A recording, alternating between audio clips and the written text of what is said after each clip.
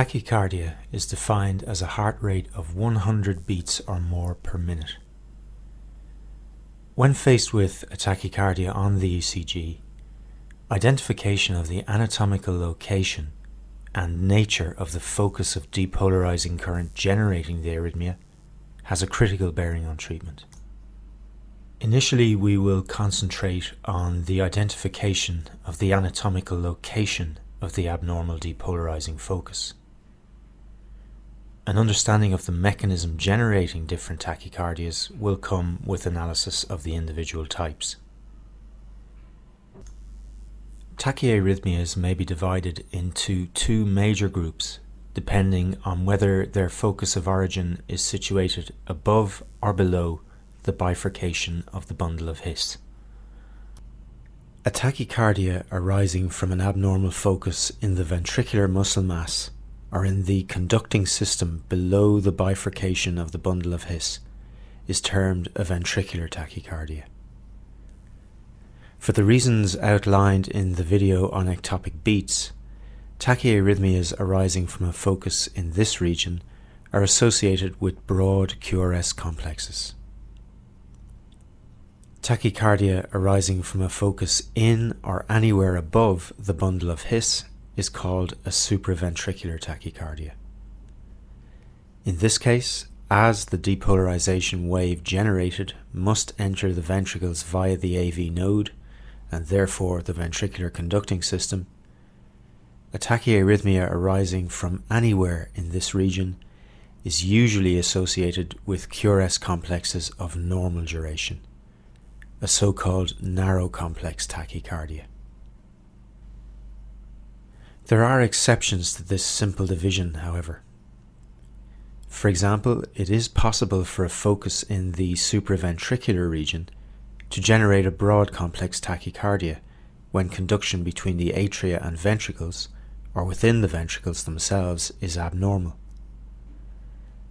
Distinguishing this possibility from ventricular tachycardia is an important skill, but this must wait until section 5. We will deal with tachycardias arising in the supraventricular region first. Supraventricular tachycardias may arise from the sinoatrial node or an ectopic focus in the main mass of the atria.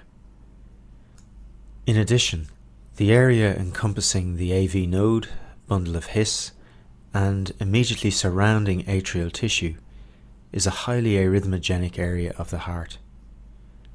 This area is referred to as the junctional region, and arrhythmias arising from a focus within this region are termed junctional. We will now show you how to distinguish between narrow complex tachycardias arising from each of these three supraventricular zones.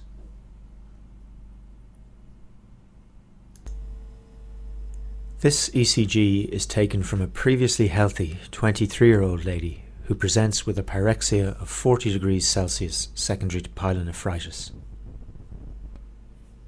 The heart rhythm is regular and there are 12 small squares between R waves, so the heart rate is 125 beats per minute, a tachycardia. The QRS complexes are of normal duration, less than 3 small squares in width, indicating that the depolarization wave is entering the ventricular conducting system. Therefore, we can conclude that the tachycardia has originated from a focus located above the bifurcation of the bundle of His. We note that P waves are present, and we can identify the site of origin of the tachycardia within the supraventricular region by analysis of the P wave axis and PR interval. In fact, the P wave axis is normal. We find upright P waves in both the inferior leads 2, 3 and AVF, and the left-sided leads 1 and V5 and V6. This indicates that the bulk of atrial depolarization is proceeding downwards and to the left. Also, the PR interval is within the normal range. This is at least consistent with a normal distance travelled by the atrial depolarization wave from its origin to the AV node, and preservation of physiological delay within the node. Based on this analysis, we can be reasonably confident that this is a sinus tachycardia, a tachycardia originating in a rapidly discharging SA node. Furthermore, the patient from whom this ECG was taken had a pyrexia of 40 degrees Celsius, so sinus tachycardia would be expected in the clinical context. Although a very simple case, our approach to this ECG highlights some of the principles we will use in the analysis of tachyarrhythmias. We used the width of the QRS complex to determine if the tachycardia is supraventricular or ventricular in origin. As it is a narrow complex tachycardia, we concluded that it originates from a focus above the bifurcation of the bundle of His. We then used the presence, axis and timing of the P wave relative to the QRS complex to determine the most likely site of the depolarizing focus within the supraventricular region, in this case the SA node. The clinical context is also important in reassuring us that our ECG diagnosis is correct, as sinus tachycardia would be expected in this scenario. When a supraventricular tachycardia arises from a focus within the junctional region, depolarization will proceed upwards into the atria, and ventricular activation will travel as normal downwards into the conducting system. As atrial depolarization spreads superiorly, the P waves in the inferior leads are negative. In addition, this altered P wave axis is accompanied by an abnormally short PR interval, as the discharge has little if any distance to traverse before reaching the AV node, and may actually bypass the normal physiological delay within the node. In fact, depending on the site of origin of the discharge within the junctional region, in some cases of junctional tachycardia, atrial depolarization may be coincident with ventricular depolarization. In such cases, the P wave is not visible as a separate entity on the ECG readout, being buried in the QRS complex. In this scenario, we see a regular, narrow complex tachycardia with no obvious P wave activity. It is even possible for atrial depolarization to follow ventricular depolarization in a junctional rhythm, with the P wave occurring after the QRS complex. So, a tachycardia arising from a focus in the junctional region is regular, narrow complex, and is characterized by a shift in the P wave axis such that the P waves are negative in the inferior leads. The PR interval is shortened.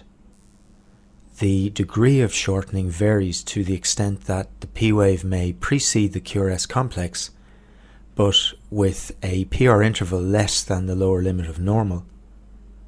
Alternatively, the P waves may be coincident with the QRS complexes and consequently unidentifiable on the ECG readout. In some cases, the P wave may follow the QRS complexes. Looking at this ECG, we identify a narrow complex tachycardia with a rate of 115 beats per minute.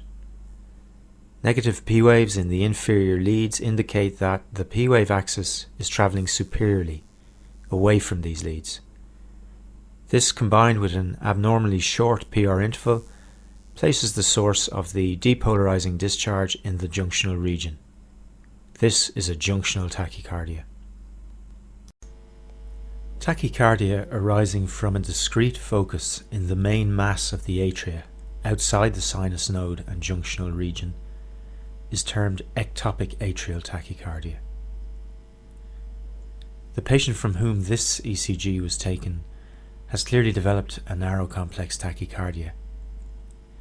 If we focused on the rhythm strip alone, with upright P waves and a normal PR interval, we might reasonably suspect a sinus origin for the tachycardia, but this would be incorrect. Looking at the full 12-lead ECG, we note that the P waves are indeed positive in the inferior leads, indicating that the bulk of atrial depolarization is moving downwards from its origin. However, on closer inspection, we note that the P waves are negative in lead 1 and V5 and V6. This indicates that atrial depolarization is predominantly moving from left to right, and therefore does not originate in the sinoatrial node. This is in fact an ectopic atrial tachycardia, originating from the focus indicated. Analysis of this ECG illustrates a number of principles. Firstly, in general, if P waves are negative in any of leads 1, 2 or 3, or V5 and V6, the origin of atrial depolarization is ectopic, that is, it lies outside the sinus node. Secondly, as a general point, if the patient clinical condition allows it, a full 12-lead ECG should always be obtained when trying to diagnose an arrhythmia. We will discuss ectopic atrial tachycardia again in the quiz section. For now, this slide summarizes the main features of tachyarrhythmias arising from a focus in each of the 3 supraventricular zones.